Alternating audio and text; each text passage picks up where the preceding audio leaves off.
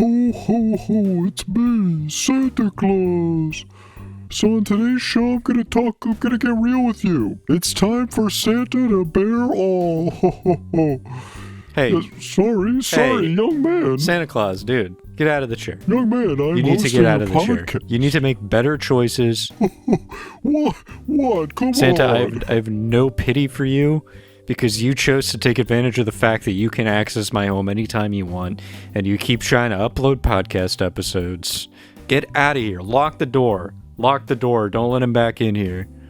By the way, to anybody listening, Christmas is going to suck this year. Santa's lost his focus. He's trying to branch out and do other stuff. He's trying to start podcasts.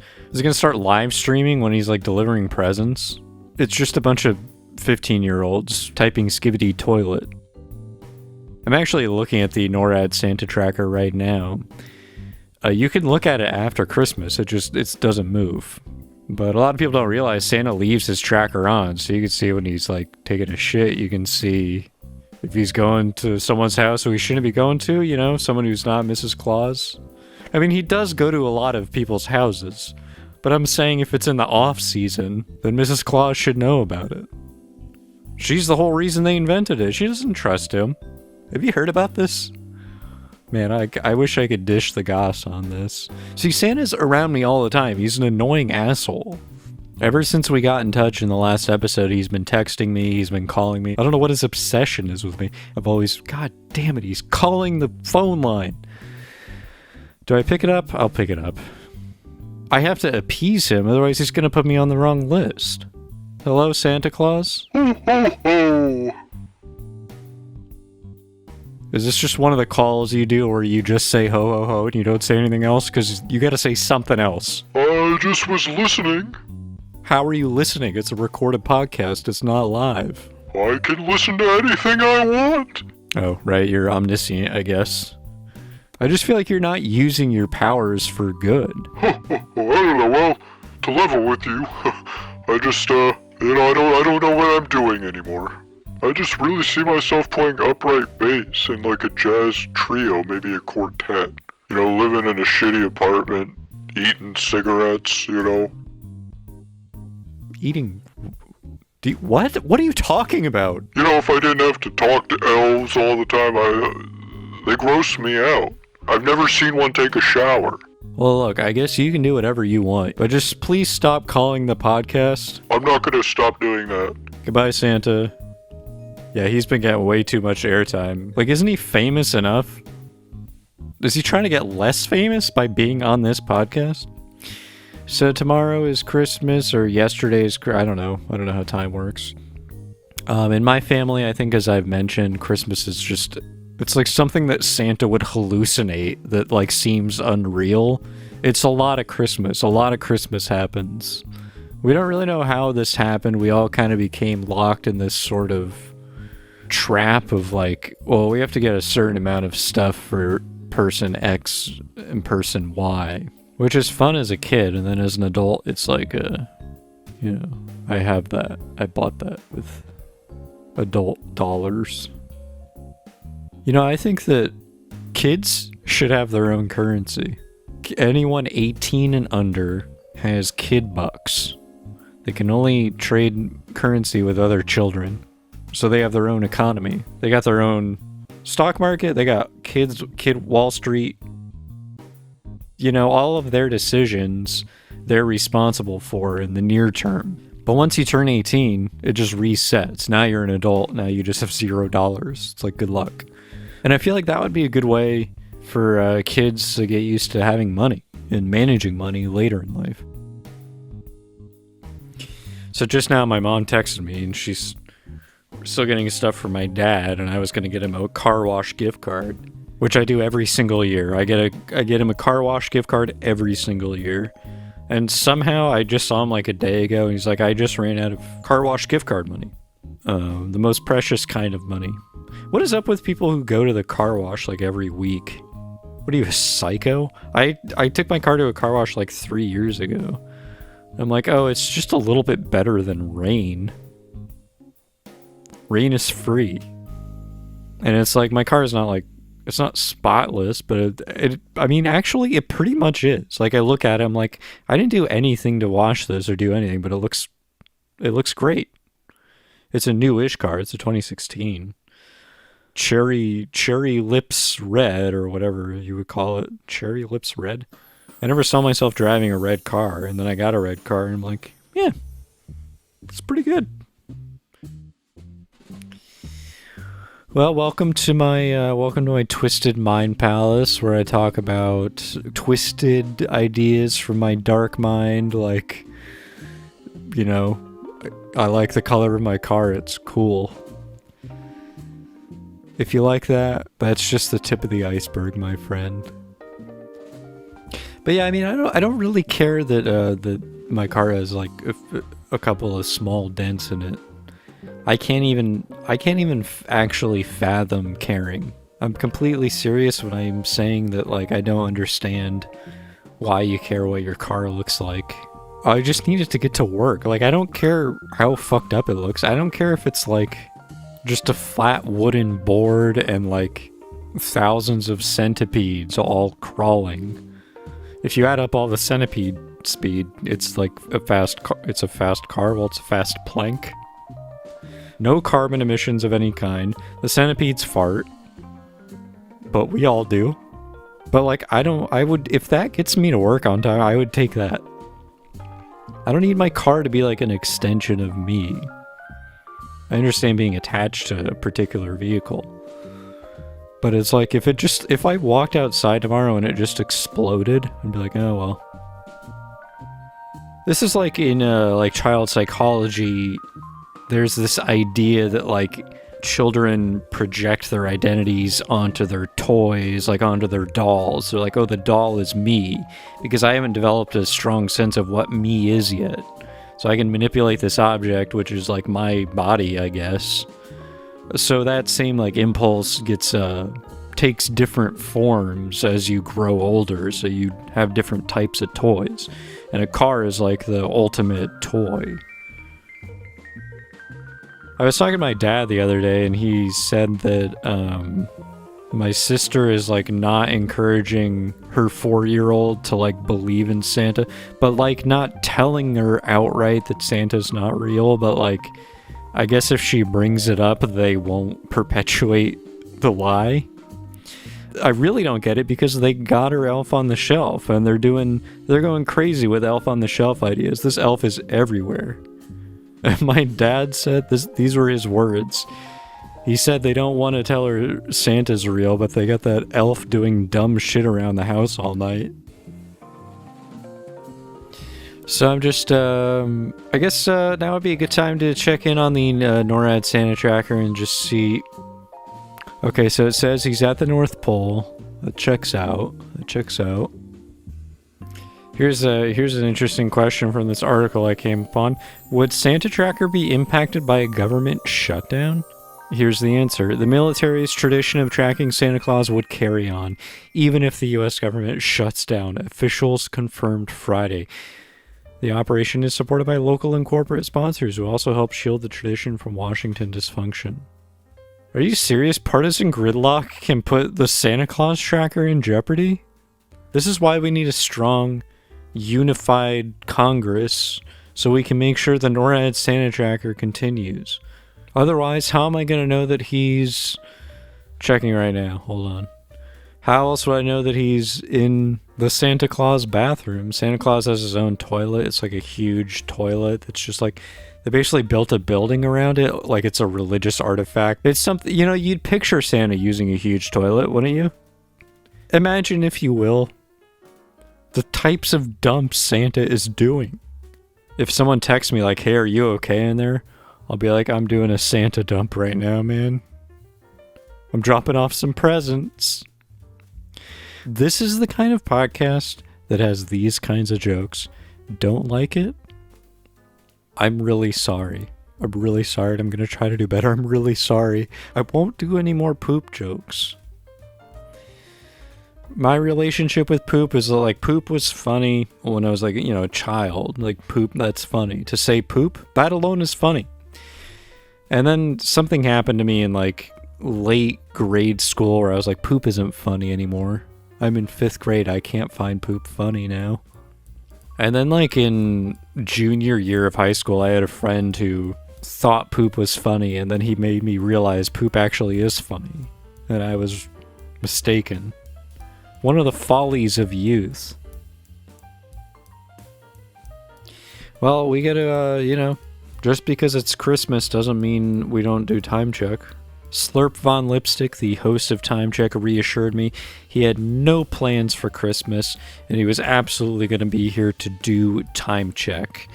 And I think we'll get a quality Christmas Time Check, which will be delivered to you with respect, with professionalism, such as what you might see in the Queen's Christmas morning address to the people, the various elves and hobbits that inhabit the British Isles. Yeah, that's right, I'm racist. I'm racist now. Personal update, I've become racist.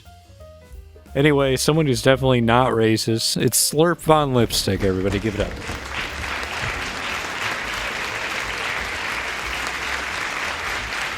Thank you so much, everybody. Thank you. Welcome to Time Check. I'm Slurp Von Lipstick. You know me. Just an update on something that came up in the previous episode. I wanted to start a Time Check segment on WTF with Mark Maron.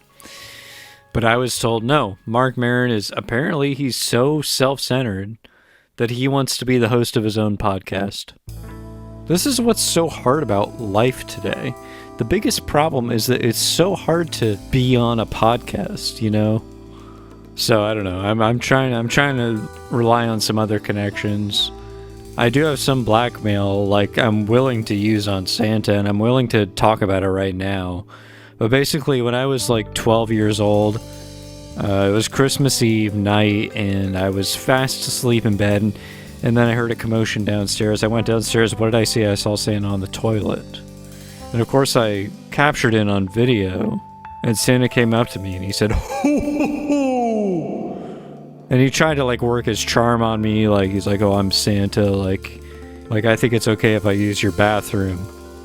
And ever since I tried to publish that video, me and Santa's lawyers have been in this eternal legal battle that seems to be impossible to win. But I'm still not gonna give up. Because the people need to know what Santa looks like. They need to understand that he's flawed, just like us. Just like Jesus, who had to start out as a baby. You gotta start as the default, like baby is like default mind. Hard reset. And then the character gets like upgrades, it gets like attribute points and stuff. The skill points in real life are endless, there are like skill points for like snow shoveling. Life is a pretty good game. And what would life be without time? It's time to do the last time check of the year. The current time is 12:03 a.m. That's a brand new day, 3 minutes in. Hope you haven't fucked it up yet. Hope these 3 minutes have been smooth sailing so far. As has my holiday season. I got everything that was on my list this year. Got a new mayonnaise holder. Basically, it's an instrument that holds mayonnaise, but in a way that has never been conceived of before. It's hundreds of years ahead of where we think we are today. I was spoiled by my homunculus. If you haven't heard previous episodes, I have a little homunculus that I created, but he seems to know a lot about me. Like, he got me a gift certificate to Buffalo Wild Wings. Also, I just want to set aside some time to shout out the fan who sent me as a Christmas gift a beehive, a fully active beehive in the mail, and they left a note saying, "Here's a great way to make your own honey. I love you. I love you, Slurp Von Lipstick." Signed, Doris. I don't know who Doris is. Doris, fuck you. This is just par for the course when it comes to Christmas. For me, personally, I've never had a good Christmas. Something always goes wrong. For example, last year, everything was going great. And I proposed to my girlfriend. Her name is Blurissa. She was a bartender, and she said yes. It was a magical Christmas, but then a pack of dogs tore all of my clothes off, and I was just left nude standing in the front yard on Christmas. So obviously, marriage canceled. It's not going to happen.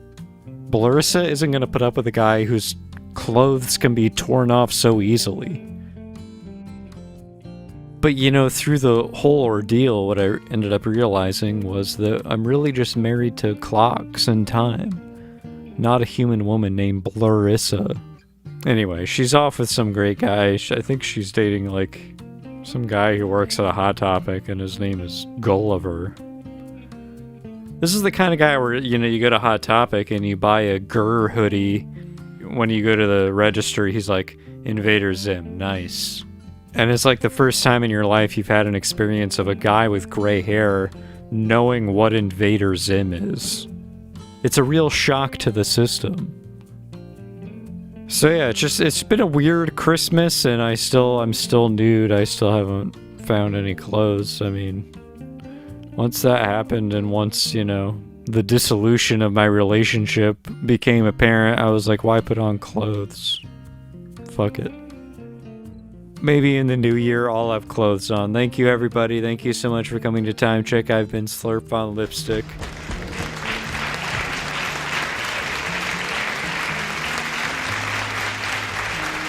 All right. Yes. The final Time Check of the year. Give it up, everybody, for Slurp Von Lipstick, the host of Time Check, giving us the only gift he knows how to give, other than, of course, the gift that he got me. I have the gift here. I suppose I might as well open it now. Okay. Interesting wrapping, interesting box. Everything's interesting so far. Is this asbestos? Huh. I'm flipping through. It looks like just a notebook full of insane poems that look like they were written by an insane person. Oh, okay. Sorry, I'm getting a call from Slurp on Lipstick. Hello? Yeah, hey, sorry, that wasn't meant for you. Those were meant for Blurissa. How did you hear that? How do you know that I'm looking through that right now? I'm standing right next to you. I'm standing in the same room you're standing in.